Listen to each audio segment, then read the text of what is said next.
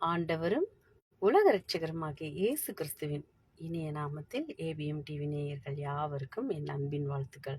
நீரே என் அடைக்கலம், நீர் ஏழைக்கு பலனும், நெருக்கப்படுகிற எளியவனுக்கு திடனும், பெருவெள்ளத்துக்கு தப்பும் அடைக்கலமும், வெயிலுக்கு ஒதுங்கும் நிழலுமானீர். ஏசாயா 25:4. அகில உலகத்தையும் படைத்த கர்த்தர் பரலோகத்தின் சிங்காசனத்திலிருந்து மனுபுத்திரரை கண்ணோக்கி பார்க்கிறார். அவரிடத்தில் வாஞ்சையாயிருக்கிற மனிதனின் எல்லா இக்கட்டான காலத்திலும் விடுவித்து அவனை உயர்ந்த ஸ்தானங்களில் வைக்கிறார். அவன் என்னிடத்தில் வாஞ்சையாயிருக்கிறபடியால் அவனை விடுவிப்பேன், என் நாமத்தை அவன் அறிந்திருக்கபடியானால் அவனை உயர்ந்த அடைக்கலத்திலே வைப்பேன். சங்கீதம் 91:14. தேவனுடைய நாமம் எல்லா நாமத்துக்கும் மேலான நாமம்.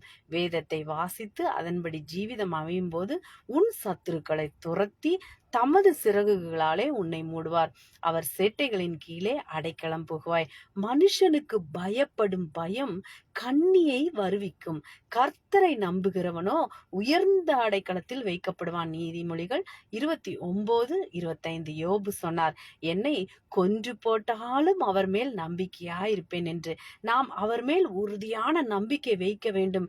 நாசியிலே சுவாசமுள்ள மனுஷனை நம்புவதை விட்டுவிடுங்கள். நம்மை கர்ப்பத்திலிருந்து எடுத்தவர் மேல் நம்பிக்கை வைக்க வேண்டும். மனுஷர் மேல் நாம் நம்பிக்கை வைத்தால் சமாதானத்தை இழந்து போவோம். மனுஷனை நம்பினால் நமக்கு கெடுதல் செய்வார்கள். நீங்கள் தெளிந்த புத்தி உள்ளவர்களாய் இருந்து நித்திய ராஜ்யத்தின் மேல் நம்பிக்கை வையுங்கள். என் தேவனே, என் சத்துருக்களுக்கு என்னை தப்புவியும், என் மேல் எழும்புகிறவர்களுக்கு என்னை விலக்கி உயர்ந்த அடக்கிலத்திலே வையும். சங்கீதம் 59:1. அவர் உன்னை வேடனுடைய கண்ணுக்கும் பாழாகும் கொள்ளை நோய்க்கும் தப்புவிப்பார். மான் வேட்டைக்காரன் கைக்கும் குருவி வேடன் கைக்கும் தப்புவது போல உன்னை தப்புவிப்பார். மலைகளின் இடுக்கில் வசிக்கும் முயல்களை தப்புவிக்கும் தேவன் உன்னை தப்புவியாமல் இருப்பாரோ? உன் சத்துருக்கள் உனக்கு விரோதமாக எழும்பும் போது அவர்களால் உருவாக்கப்படும் எந்த ஆயுதமும் செயல் இழந்து போகும். ஒரு வழியாய் உனக்கு எதிராய் புறப்பட்டு வருவார்கள்.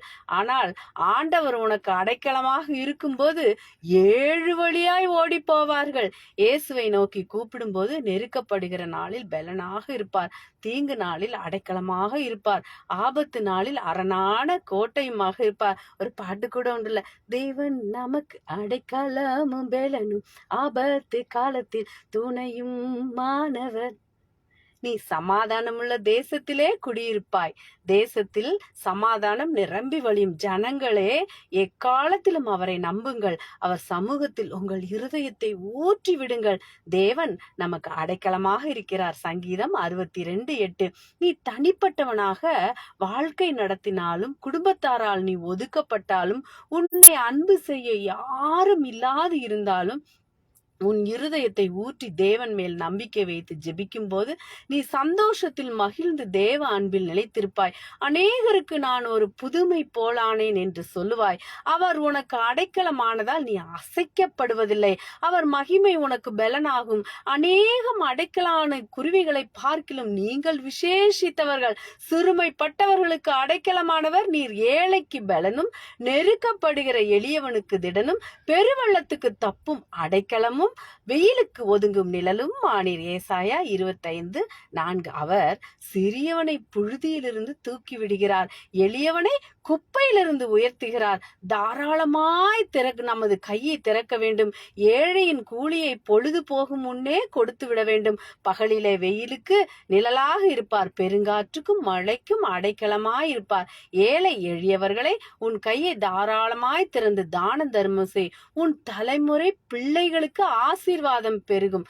வாரி இறைத்தான், ஏழைகளுக்கு கொடுத்தான். அவன் நீதி என்றைக்கும் நிற்கும். அவர் திக்கற்ற பிள்ளைகளுக்கு சகாயர். ஏழைகள் சுகமாயிருப்பார்கள். ஏழைக்கு இறங்குகிறவன் தேவனுக்கு கடன் கொடுக்கிறான். அவன் கொடுத்ததை அவர் திரும்ப கொடுப்பார். ஏழை எளியவர்களின் கண்ணீரை துடைப்பார். உன் துக்க நாட்கள் முடிந்து போகும். ஆமேன். ஹல்லேலூயா. தேவ நாமத்துக்கே மகிமை உண்டாவதாக. ஆமேன்.